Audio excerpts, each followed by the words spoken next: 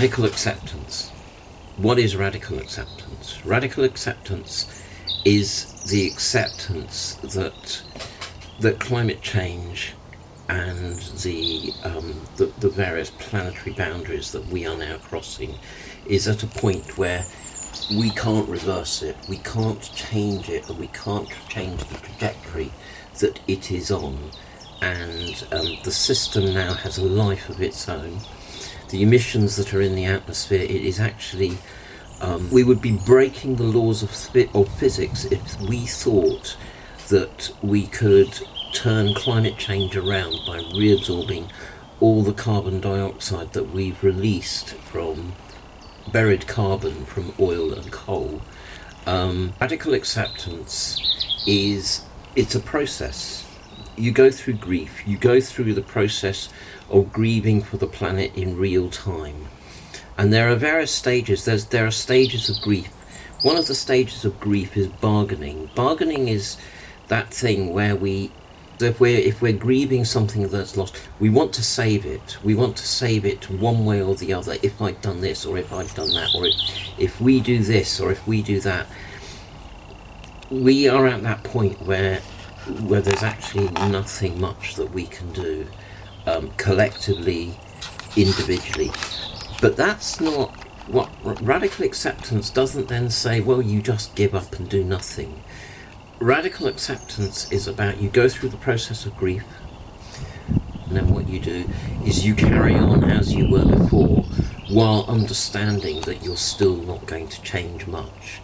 And actually one of the things about radical acceptance is that it makes space in your life for other things. That actually climate action doesn't have to be about going out and doing massive campaigns and being on the streets in London.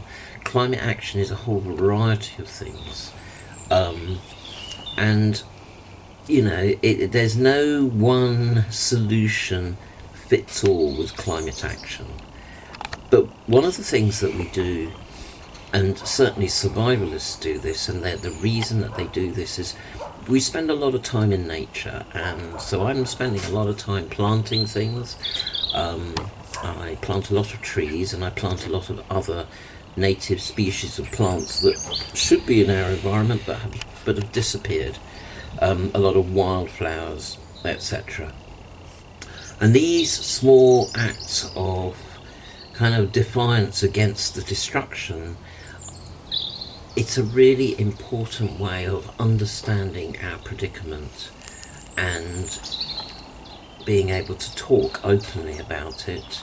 I'm not really interested in people who can't even acknowledge that climate change is real, but I do have issues with people who are just constantly pushing out a message which is like, oh, you can't talk to people about, you can't tell the truth about climate emergency because, you know, what happens if someone freezes?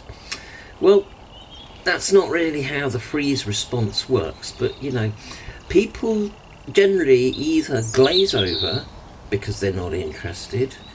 There are lots of people who just don't want to talk about climate change because it's just too much. Fine, I'm not going to pressure them.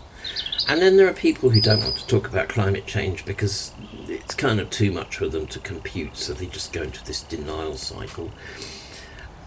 Yeah, I'm not going to talk to them either. I can't be arsed with them anymore. And then there are the people who just kind of, well, I'll mention some bits of climate change, but I won't mention others because I don't want to kind of overburden people with all the risks, but actually some of those risks are really serious. So, for example, wet bulb temperatures, we really should be talking to people about wet bulb temperatures because they're really serious risks, they're very short term, and they can be avoided and mitigated for, not by everyone, but by most people. People seem to be more worried about, and especially with AMOC collapses, sub-zero conditions, which humans are actually really perfectly adapted for. Unfortunately, our civilization, especially in some parts of Europe, are just not adapted for the type of conditions that an AMOC collapse could bring about. But, you know, that we can get through these things, and it doesn't necessarily mean that when sewage backs up and isn't taken away, it doesn't necessarily mean that there's going to be an outbreak of some terrible disease like typhoid or something, because most people in this country were vaccinated for typhoid when they were young, and so no, that's unlikely to happen. There might be minor stomach upsets and so on when people's water isn't well purified or doesn't come through properly because the system shuts down, but those sort of things are easily solved. And actually, one of the things about survivalists is that we're not all loners in our bunkers. Some of us are very much community minded, and one of the things that I can do is that I do have the capability of sterilizing thousands, hundreds of thousands of liters of water and making it safe to drink. So I actually could be running a small scale water purification plant here for the whole community, at least for 100 houses around me. And this is the thing about survivalism, is that survivalism has a poor rap, and people think it's loners in bunkers, and that's really not the case.